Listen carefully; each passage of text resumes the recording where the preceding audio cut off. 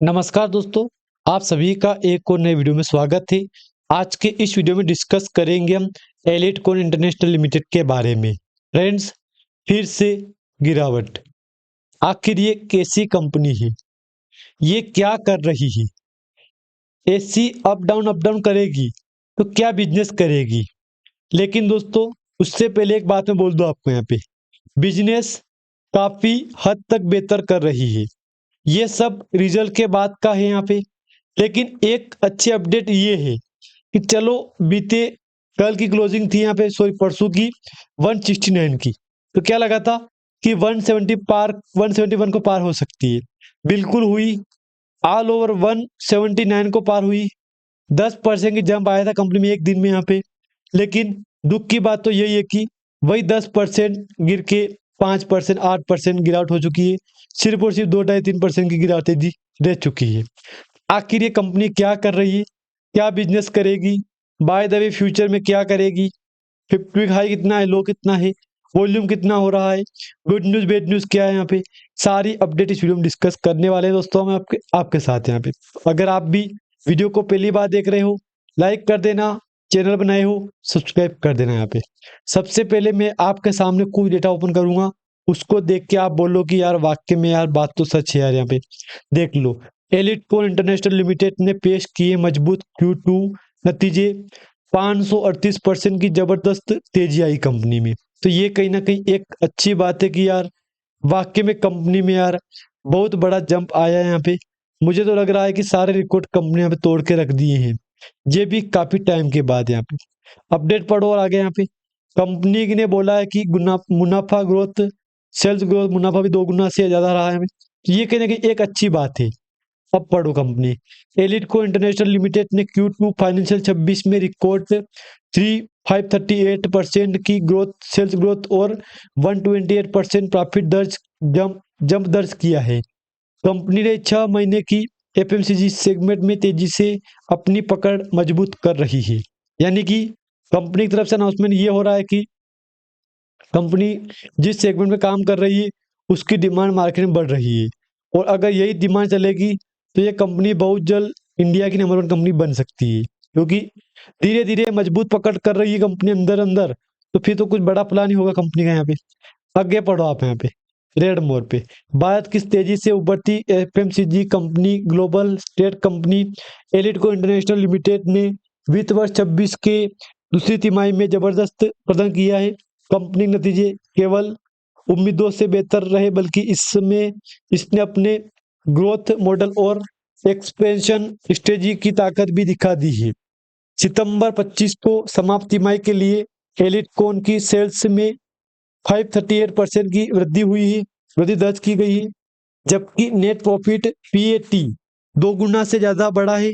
यह प्रदर्शन इस बात का संकेत है कि कंपनी की हालिया रणनीति, अधिग्रहण, एग्रेशंस और FMCG पोर्टफोलियो का विस्तार अब नतीजे देने लगे हैं।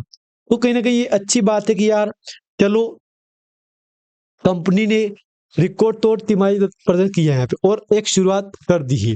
तो ये दोस्तों इन्वेस्टर के लिए एक यहाँ पे पॉजिटिव अपडेट बनी है कि चलो यार, एलिटकॉन इंटरनेशनल लिमिटेड ने मार्केट में शुरुआत की है ना। तो ये कहीं ना कहीं एक अच्छी बात है। यहाँ पे आगे पढ़ते हैं, आगे क्या है। एलिटकॉन ने दूसरे तिमाही के नतीजों Q1 फाइनेंशियल 26 में, Q2 फाइनेंशियल 26 में 508 करोड़ रुपए की स्टैंड लोन सेल्स दर्ज की है, जो कि पिछले साल की समान तिमाही 79.13 करोड़ से 538% अधिक है। विचार करो, कहाँ पे 79 करोड़, कहाँ 504 करोड़। रिकॉर्ड तो रिटर्न दिया है कंपनी यहाँ पे। कंपनी का EBITDA earning before interest, tax, depreciations and amortisation 22.97 crore रहा। पिछले साल 9.22 करोड़ रहा से 147% अधिक है। वही नेट प्रॉफिट यानी कि PAT 8.84 करोड़ से बढ़ के 20 करोड़ रुपए हो गया है, जो लगभग 128% का जंप है। यहाँ पे ये आपके सामने रिजल्ट दोस्तों सुना दिया मैंने। रिजल्ट काफी अच्छा था। यहाँ पे विचार कर लो, एक टाइम पे 8 करोड़ का प्रॉफिट था कंपनी का। 8 करोड़ से बढ़ के कंपनी का प्रॉफिट 20 करोड़ हो चुका है।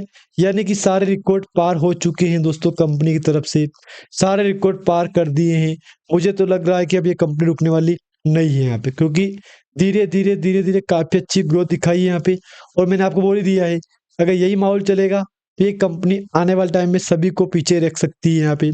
पहली तिमाही H1 फाइनेंशियल 26 के स्तर पर बात करें तो कंपनी ने 704 करोड़ का स्टैंडअलोन रेवेन्यू दर्ज किया थे, जो कि 447% की वृद्धि है।